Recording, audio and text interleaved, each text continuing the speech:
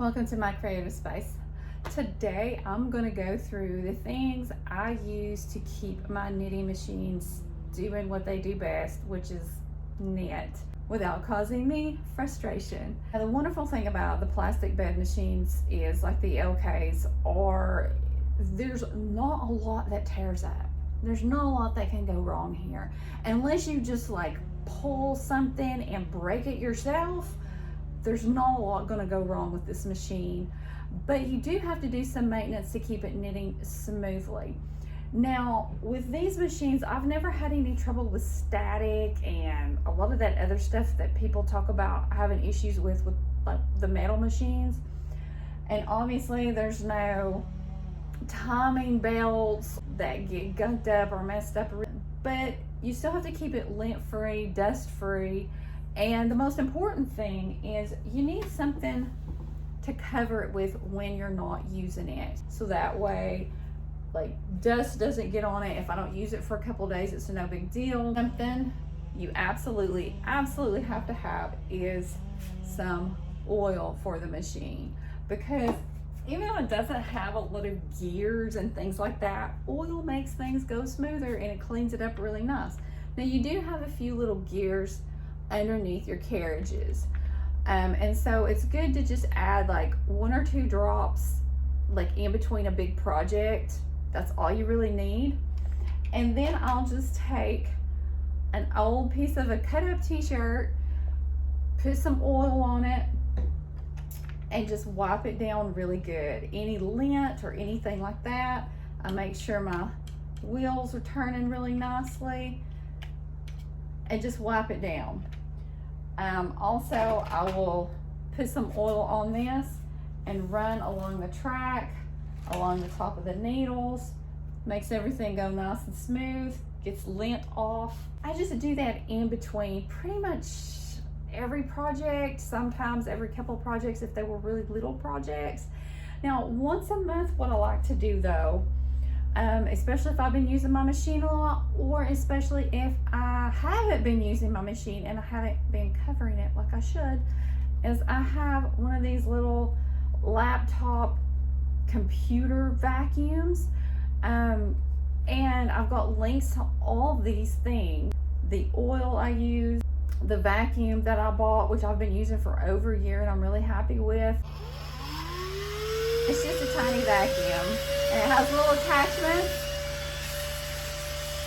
and I'll just go along my needle bed and vacuum up. Quite a lot of stuff in here right now, so which is surprising. I don't see a lot of lint and stuff on my bed, but this gets things that are down in the cracks, which is really nice.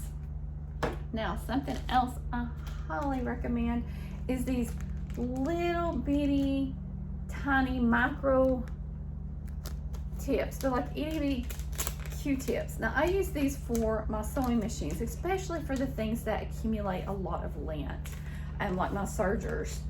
But I'll take this and just go down in the cracks, down in the little crevices. When I'm restoring a knitting machine, these are so valuable.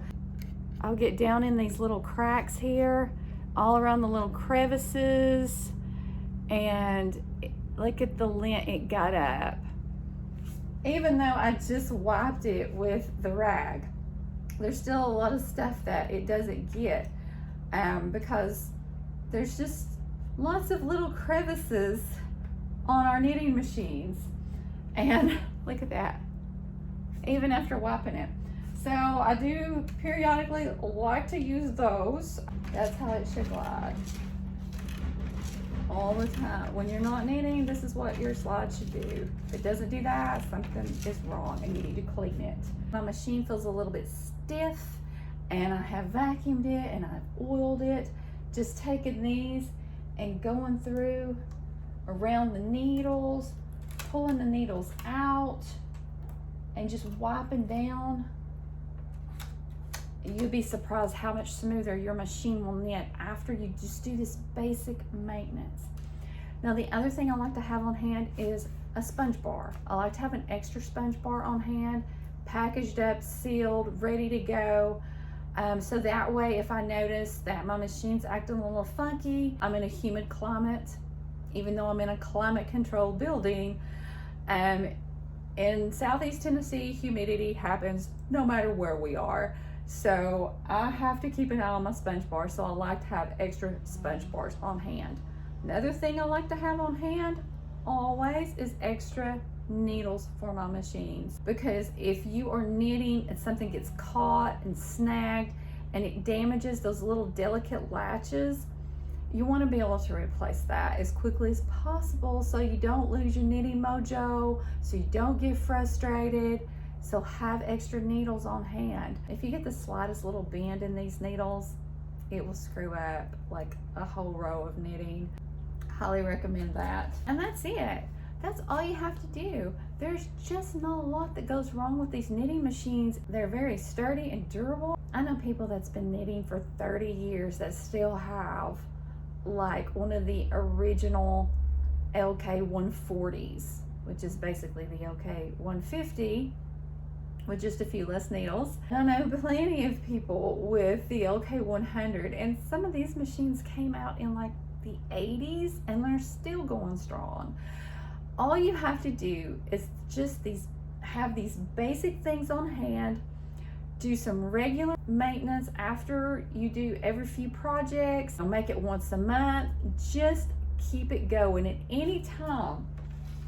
anytime you test your machine and it's not doing that right there, sliding easy, make sure you clean it. Be sure to sign up for my email list. I've got a lot of things planned. I am extremely passionate about the fiber arts, about machine knitting, and I love to share this information since I don't have like a group of friends that enjoys this kind of stuff.